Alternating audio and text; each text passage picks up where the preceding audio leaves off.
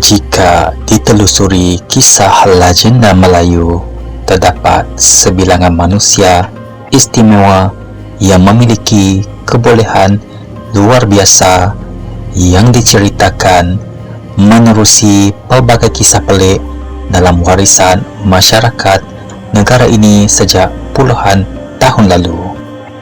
Mengikut cerita yang tersebar dalam masyarakat Melayu, beberapa tokoh berkenaan dikurniakan kemampuan yang tidak dimiliki oleh manusia biasa, antaranya mampu berjalan di atas air, berada di beberapa tempat dalam suatu masa, bergerak ke lokasi jauh dalam masa singkat, dan pelbagai lagi.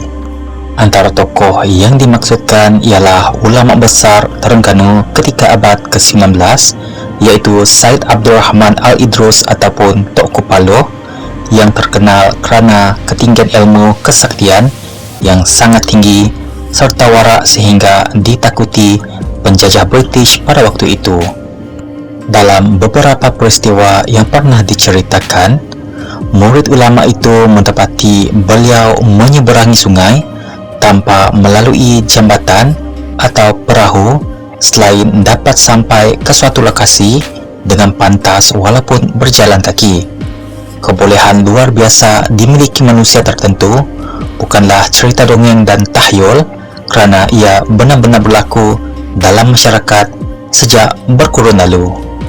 Kehebatan Tok Kupaloh dalam aktiviti penyebaran agama Islam pada abad ke-19 di Terengganu telah diakui oleh banyak pihak. Berdasarkan jumlah pelajar yang datang berguru dengan beliau, termasuklah Sultan Zainal Abidin III pada waktu itu. Kepribadian beliau yang lemah lembut, sopan serta sabar dengan gelagat para pelajar yang datang adalah antara faktor utama beliau begitu disenangi oleh ramai orang. Dikatakan lagi, Tok Kupaloh telah membuka Kampung Paloh yang dahulunya hanyalah sebuah kawasan yang dipenuhi hutan tebal, dan sekaligus menjadikannya sebagai tempat penyebaran ajaran Islam yang penting pada waktu itu. Beliau juga telah mendirikan rumah, surau serta madrasah sebagai tempat untuk belajar serta menyampaikan syarahan agama. Malah, Tok Kupaloh turut menjadikan kawasan sekitarnya sebagai tempat untuk berkebun dan menternak haiwan.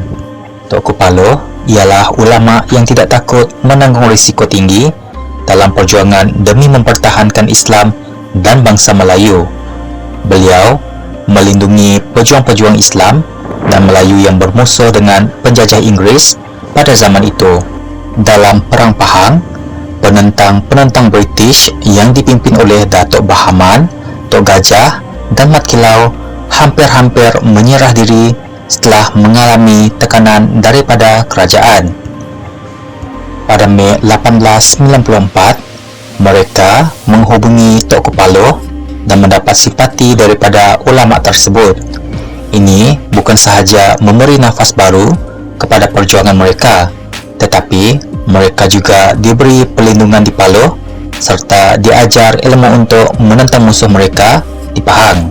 Hugh Clifford dalam pemerhatiannya mengatakan Tok Kupaloh telah menyeru pahlawan-pahlawan Melayu untuk melancarkan perang jihad.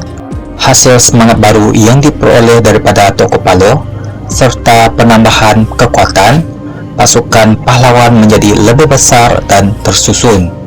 Maka tidak dinafikan peranan para ulama pada masa itu berperanan sangat penting dalam mencetuskan penentangan terhadap penjajahan serta penerimaan masyarakat terhadap perjuangan mereka adalah hasil daripada proses orientasi keagamaan yang telah berjalan dalam jangka masa yang panjang.